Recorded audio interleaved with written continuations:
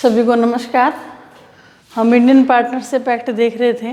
तो Indian partnership act 1932 के बारे में बात कर रहे थे। सेक्शन 30 के बारे में बात की थी हमने पिछले वीडियो में, जिसमें हमने अवयस्क के बारे में बात की थी। क्या अवयस्क की भागीदारी में शामिल हो सकता है क्या, और कंक्लूजन क्या निकाला गया था कि वह भागीदारी में शामिल किया जा सकता है कुछ शर्तों के अधीन।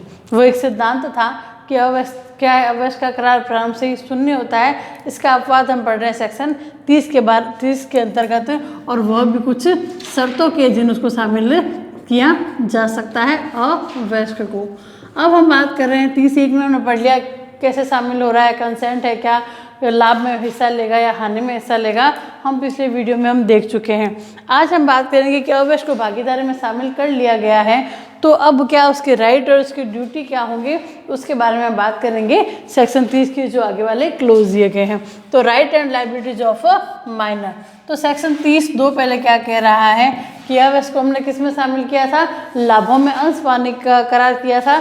तो वो क्या करेगा, अवयस्क क्या करेगा, जो करार किया गया है उस प्रकार का अंश प्राप्त करेगा। किसका, लाभों में अंश पाने का करार किया है तो वह उस लाभ को प्राप्त करेगा।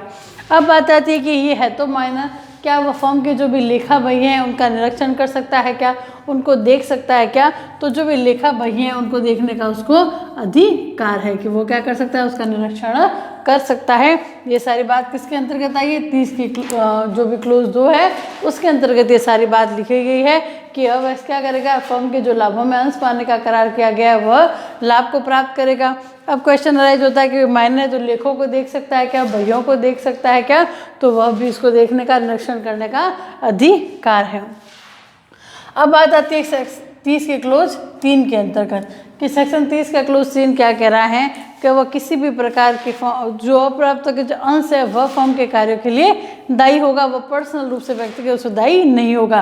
पिछले वीडियो में मैंने ये बात बताई थी आपको कि उसकी जो संपत्ति लगाए हैं, उसने जो अंश लगाए हैं, जो शेयर लिए हैं, वही फर्म के प्रति दायी होंगे, फर्म के कार्यों के लिए दायी होंगे, वह व्यक्तिगत रूप से कभी भी दायी नहीं होगा।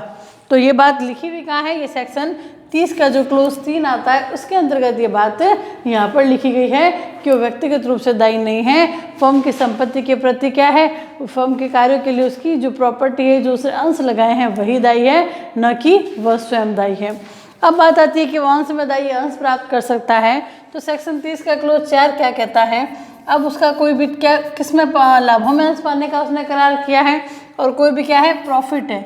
अब वो प्रॉफिट इसको क्या है, यदि मिला नहीं है जो उसको मिलना चाहिए तो वो क्या करेगा, वाद ला। भाई अपने कोई भी राइट और ड्यूटी पूरे नहीं होते, अपने अधिकार पूरा नहीं होता है, अपना कहीं पे हानि हो रही है तो हम क्या करते हैं, शूट वाद लाते हैं। ठीक है, अब ये बात आती है कि अवयस्क क्या वाद ला सकता है या नहीं ला सकता। ये स्थिति के लिए करेगा 30 का क्लोज 4 कि अवयस्क यदि लाभों में लाभ उसको प्रदान नहीं किए गए हैं, जो भी उसने अंश लगाए हैं, जो लाभ प्राप्त किया है फर्म ने, यदि वह प्राप्त नहीं हो रहा है तो वो क्या करेगा, तो वाद ला सकता है या नहीं ला सकता है। तो 2 क्वेश्चन हो गए कि वाद ला सकता है या नहीं ला सकता है।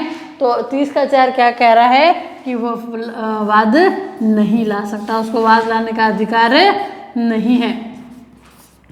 ये बात कौन बता रहा है, ये बात बता रहा है सेक्शन 30 का क्लोज 4 कि वह अवयस्क फर्म के विरुद्ध क्या कर सकता है, वाद नहीं ला सकता है। अब इसमें एक अपवाद भी बताया गया है कि कब तक नहीं ला सकता और वह कब वाद ला सकता है। तो 30 पहले तो 30 की क्लोज 4 है, उसमें क्या कर दिया गया कि वह फर्म के विरुद्ध वाद नहीं ला सकता। अब कब ला सकता है, जब ये माइनर क्या हो गया है, फर्म से अलग हो गया है, अब वह साझेदार नहीं है, तब वह क्या कर सकता है, वाद ला सकता है। किसके लिए, अपने लाभों के लिए, या जब फर्म का विघटन हो जाता है तब ला सकता है। तो 30 का क्लोज 4 क्या कह रहा है कि वह फर्म के विरुद्ध वाद नहीं ला सकता। कौन सी स्थिति में ला सकता है, जब वह फर्म से अलग हो गया, यानी कि वह अब साझेदार नहीं रहा है, तब वह वाद ला सकता है।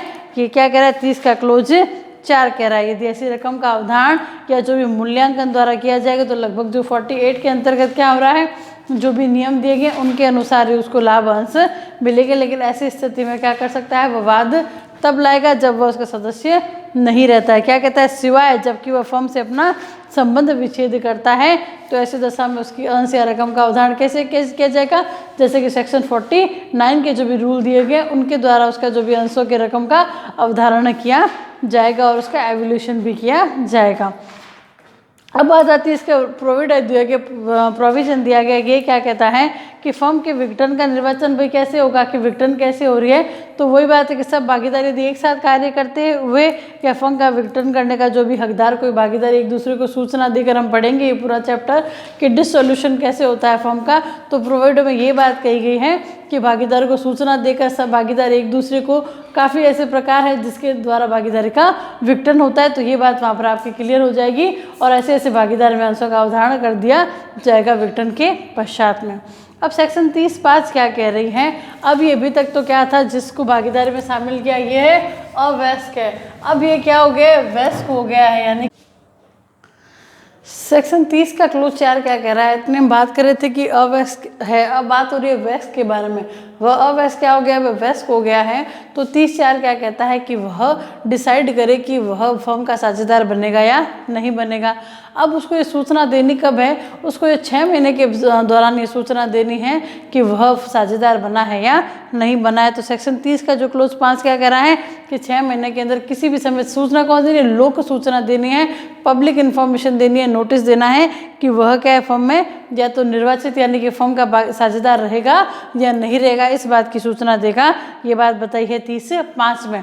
अब आ रहा है कि 6 महीने के अंदर सूचना देने में असफल रहता है, सूचना देता ही नहीं है, तो क्या माना जाएगा, यदि सूचना वह नहीं देता है तो यह माना जाएगा कि वह भागीदार बने रहने का उसने निर्वाचन किया, यानी कि वो फर्म का भी भागीदार है, यह माना जाएगा जब वो किसी भी प्रकार की सूचना नहीं देता है। अब बात आ रही क्लोज 30 के 6 की, स्थिति क्या हो रही थी, 30 का 6 क्या कह रहा है कि जो माइनर है, जो अवयस्क, हमने 30(5) में क्या बात की थी कि एक तो वयस्क हो जाता है, दूसरा उसे नॉलेज हो गया है कि वो भागीदारी के फायदों में शामिल हो। अब 30 का क्लोज 6 कह रहा है यदि कोई व्यक्ति जो माइनर अप्राप्त है उसके तौर पर कहता है कि वो भागीदारी के फायदों में शामिल किया गया था, मुझे तो इस बात का नॉलेज नहीं था, कब, एक विशेष तारीख को जब वह वयस्क हो गया तब ये कहता है कि मुझे नॉलेज नहीं था वयस्क होने पर कि मैं भागीदारी के फायदों में शामिल कर लिया गया हूँ। वह इस बात को डिनाई करता है तो उसको साबित करने का भार भी किस पर होगा, उस व्यक्ति पर होगा, यानी कि वयस्क पर यह भार आ जाएगा। हम 5 में तो क्या बात करें, को निर्वाचित उसके नॉलेज में चीज़ आ गई है, वो 6 महीने के भीतर सूचना दे।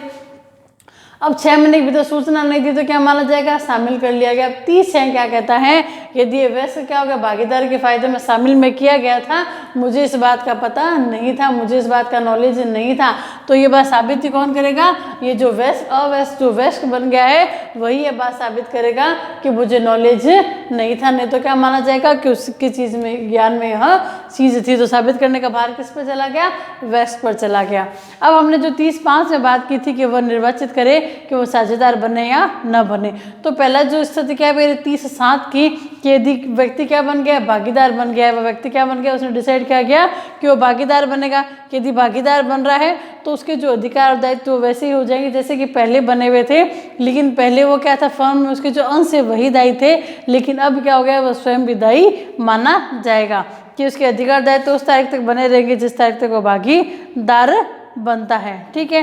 किंतु सम कार्यों के लिए क्या हो जाएगा, अब दायी हो जाएगा सबके लिए, और जो थर्ड व्यक्ति है उनके व्यक्ति भी वो दायी हो जाएगा। पहले वो क्या था, सिर्फ उसका अंश दायी था, लेकिन अब वो पर्सनल रूप से खुद भी दायी हो जाएगा, थर्ड व्यक्तियों के लिए उसके अधिकार दायित्व वही शामिल रहेंगे।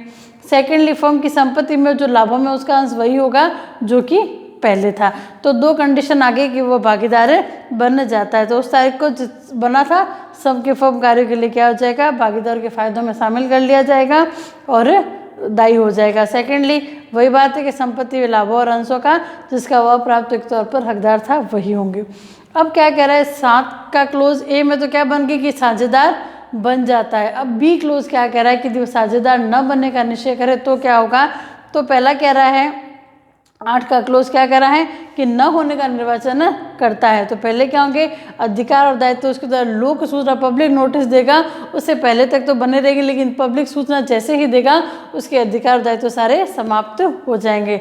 तो ये क्या कहते हैं, अधिकार दायित्व उसके द्वारा लोक सूचना दिए जाने की तारीख तक की बने रहेंगे, जैसे कि अप्राप्त के धारा के अधीन थी। और जो उसका अंश है वो सूचना की तारीख के पश्चात फर्म के कार्यों के लिए दायी नहीं होगा। सूचना दे दी तो फर्म के कार्यों के प्रति उसका अंश दायी नहीं होगा।